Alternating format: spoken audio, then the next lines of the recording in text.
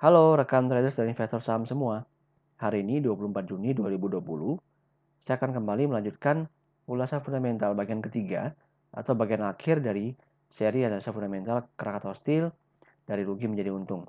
Di mana pada video terakhir ini saya akan menjawab dua pertanyaan sebelumnya yang belum terjawab ya, yaitu berapa harga valuasi wajar daripada Krakatau Steel berdasarkan kinerja keuangan terbarunya, serta view teknikal dari saya terkait potensi pergerakan harga saham ini ke depannya.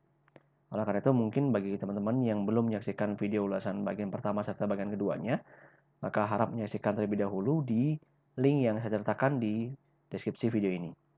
Baik, langsung saja kita masuk ke ulasannya.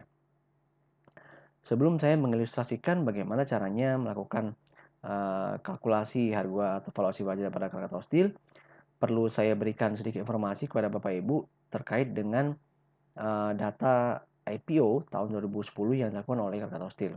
Kenapa seperti itu?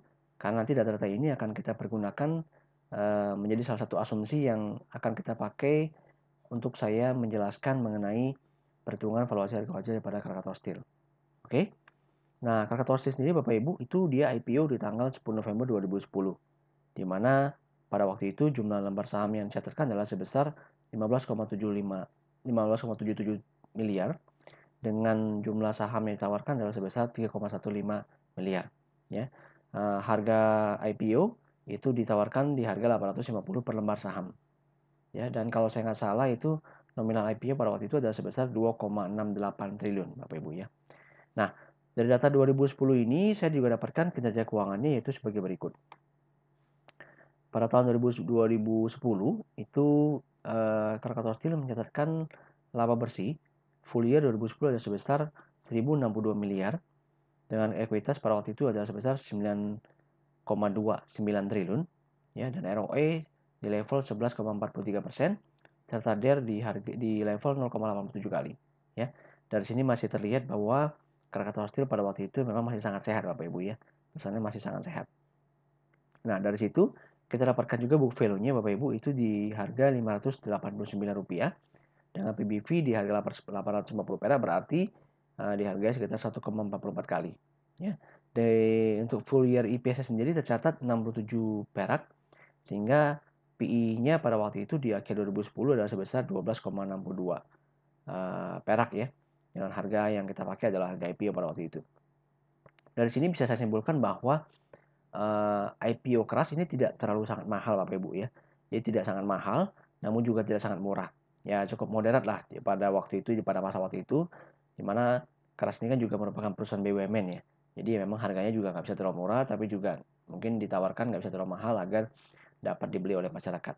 Oke, jadi cukup cukup fair sih harganya kalau menurut saya ketika waktu tahun 2010 itu.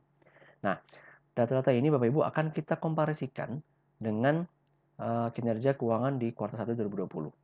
Oke.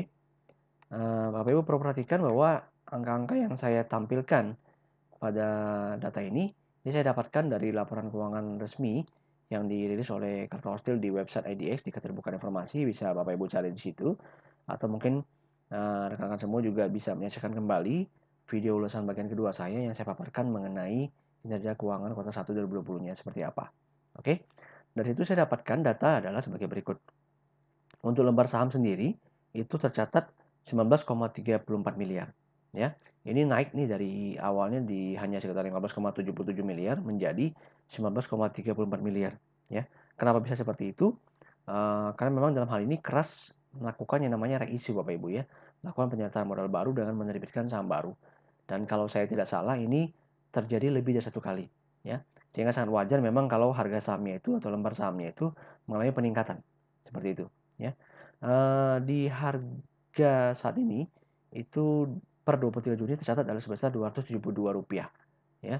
Artinya kalau kita perhatikan dari sejak IPO itu harganya 850 perak, sekarang sudah 272 perak, itu berarti turunnya sudah hampir 70% ya.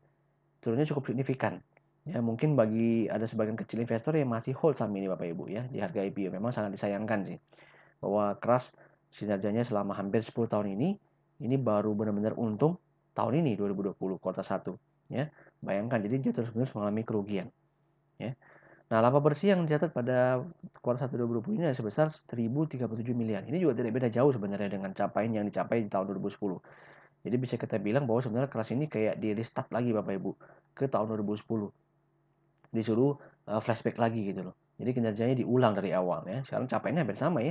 Kurang lebih 1000-an miliar gitu seperti itu. Kurang lebih 1,1 T lebih sedikit aja gitu kan. Nah, kemudian annualized kalau kita analiskan adalah sebesar 4,15 triliun. Oke. Ekuitasnya itu tercatat 3,3 triliun ya dengan ROE yang terlihat luar biasa di sini ya. Itu sebesar 25,71%. Sedangkan dia juga sama-sama luar biasa sebesar 11,57 kali. Seperti yang sudah saya utarakan di video ulasan fundamental saya sebelumnya bahwa memang perusahaan ini masih sakit Bapak Ibu ya dengan rasio DER yang setinggi ini gitu. Namun memang sinyal pemulihan sudah terlihat karena proses restrukturisasi mereka juga berjalan dengan baik sehingga tentu harapan ke depannya itu akan semakin positif. Oke. Untuk book value-nya sendiri tercatat saya hitung sini adalah sebesar Rp170 per lembar saham ya dengan menggunakan lembar saham yang terbaru. PBV-nya di harga 272 ternyata adalah dihargai sebesar 1,59 kali ya. Dan EPS-nya kalau kita analiskan kita dapatkan PE forward-nya adalah sebesar 1,27 kali Bapak Ibu ya. Nah, Bapak Ibu di sini saya ingin jelaskan kembali bahwa dalam memvaluasi harga wajar dalam hal ini study case kita adalah Krakatau Steel, kita tidak bisa menggunakan yang namanya rasio PBV Bapak Ibu. Kenapa seperti itu? Ada beberapa faktor yang perlu saya jelaskan. Pertama, ya, ekuitas keras itu pada tahun 2010 masih tercatat sebesar 9,2 triliun. Ya, namun di tahun 2020 ini ternyata sudah tersisa hanya 3,3 triliun. Artinya apa Bapak Ibu? Artinya perusahaan ini bukannya bertumbuh, itu malah semakin menyusut gitu. Nah, bagaimana kita bisa percaya terhadap book value-nya kalau ekuitasnya terus-menerus mengalami kerugian? Ya, seperti yang saya sudah sampaikan sebelumnya, bahwa ini terjadi karena memang keras terus-menerus membukukan yang namanya net loss gitu ya. Jadi kalau dia rugi, maka itu akan mengurangi setoran modal perusahaan. Ya, sehingga bisa kita juga di sini bahwa harga book value-nya yang dari awalnya sekitar 589 sekarang hanya bersisa Rp170 per lembar saham gitu. Jadi keras sudah nambah setoran modal, tetap aja tidak mampu dongkrak kinerja perusahaannya. Yang ada malah makin drop book value-nya seperti itu ya. Sehingga di harga Rp272 pun ini PBV-nya masih 1,59 kali Bapak Ibu. Masih sangat mahal gitu ya. Lebih mahal daripada harganya tahun 2010. Ya, jadi memang kalau kita lihat di sini memang ini agak sulit ya. Jadi kita tidak bisa menggunakan asumsi PBV dalam mengestimasi valuasi harga wajar keras untuk saat ini ya. Masih sangat-sangat bias Bapak Ibu ya. Perlu kita perhatikan bagaimana konsistensi kinerja keras ini ke depannya di kuartal kedua, kuartal ketiga, kuartal 4 dan seterusnya. Jadi kita perlu perhatikan apakah selama setahun ini dia benar-benar mampu membukukan laba ditahan. Kalau benar-benar mampu, maka otomatis ekuitasnya akan kembali bertumbuh. Nah, di situ baru nanti kita perhatikan apakah book value-nya layak kita pergunakan sebagai asumsi nilai wajar yang akan kita pergunakan pada study case saham keras ini. Seperti itu ya.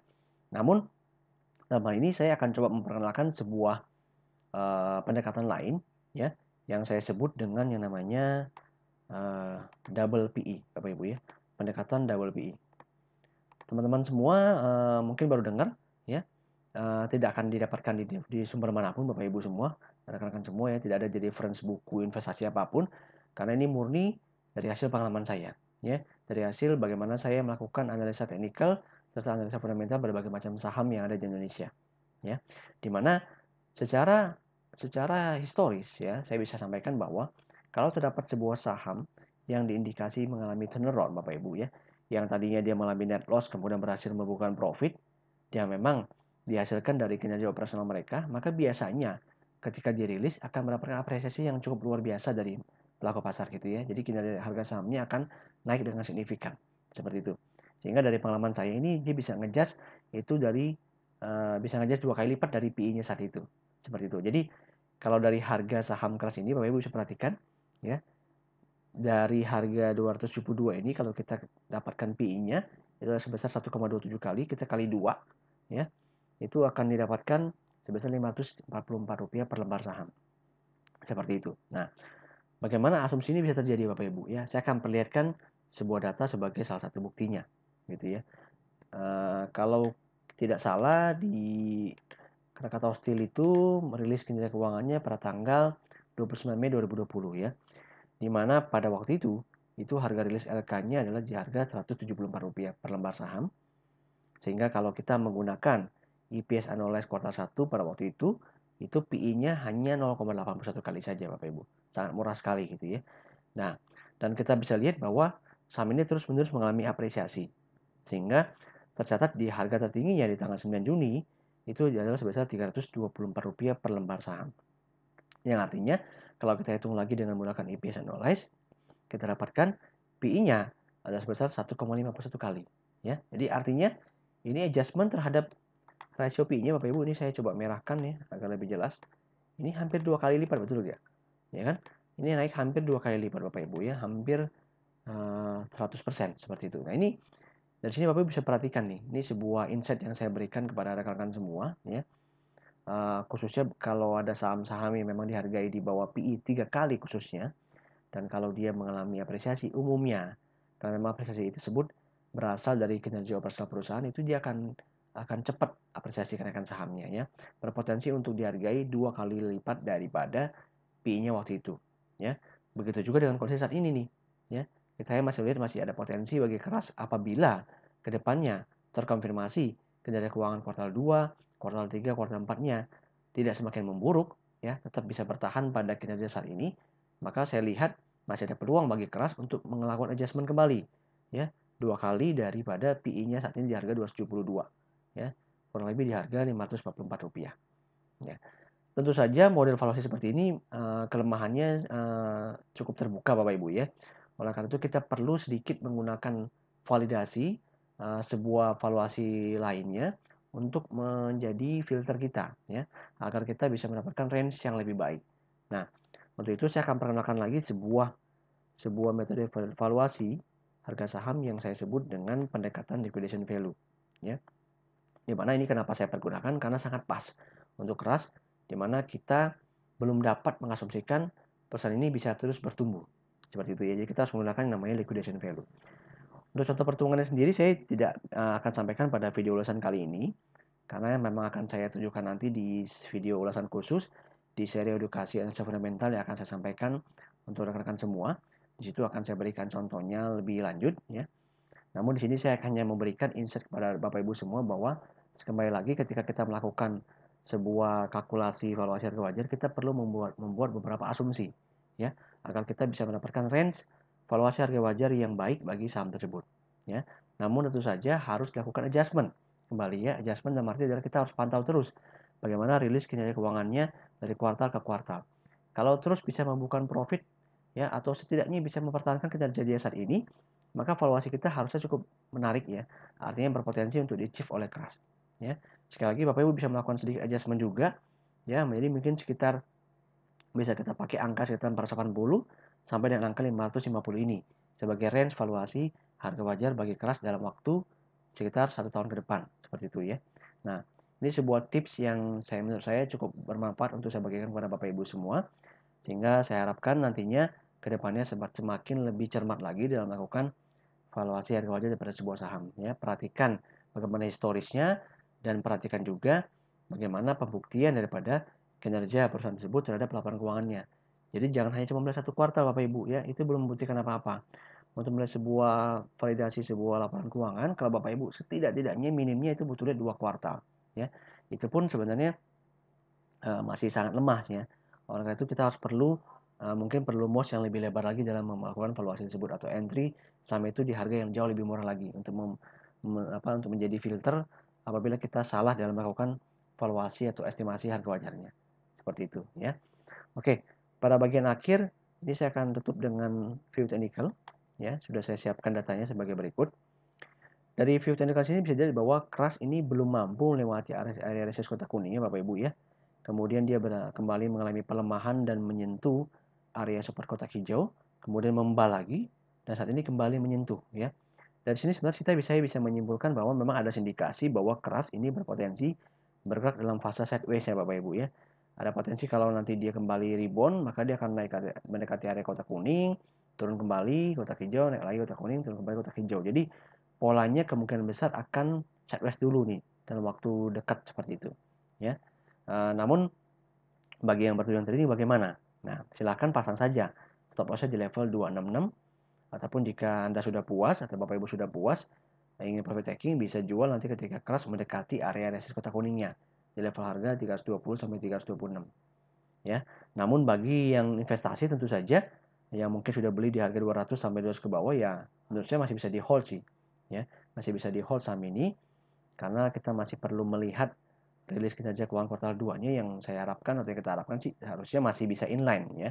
Masih cukup baik gitu, jangan sampai mengalami penurunan. Harusnya sih masih positif sih Bapak Ibu ya.